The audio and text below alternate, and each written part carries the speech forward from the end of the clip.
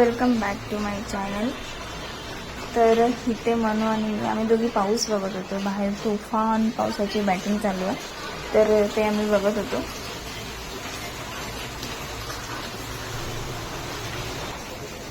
तर इथे मनूचे मी हँड बनवलेले आहेत। म्हणजे मी एक मोल्डिंग पावडर मागवली होती। त्याच्यामध्ये मला मोल्डिंग पावडर, कास्टिंग पावडर, एक ब्रश, पेपर आणि कलर असा एक सेट भेटला होता। तो सेट मी मागवला होता।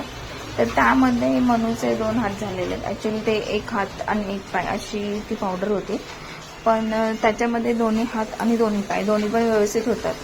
पण जेव्हा मी तिचं पायाचं करायला गेली तेव्हा ती पायाचं करायच्या टायमिंगला नाचायला लागली। त्यानं पायाचं तिने करूनच दिलं नाही, त्याच्यामुळे मी फक्त हात बनवलेले। त्याच्यामुळे माझी कास्टिंग पावडर ही थोडी बाकी राहिलेली आहे आणि इथे कलरिंगसुद्धा माझं बाकी आहे। तर मी आज हे थोडंसं ब्रश करून घेत होते, त्या पेपरने घासून जरा थोडंसं ते क्लीन करून घेत होते। तर क्लीन करून घेता घेता इथं त्याची करंगळी होती तिच्या हाताची, ती तुटली।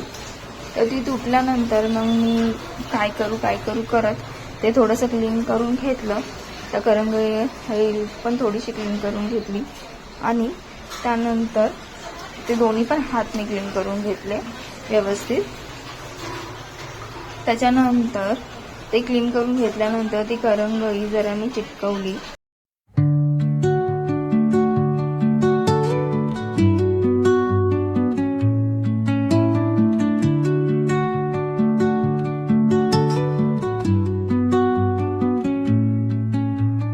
Under the boughs where the shadows play, the wind hums songs at the break of.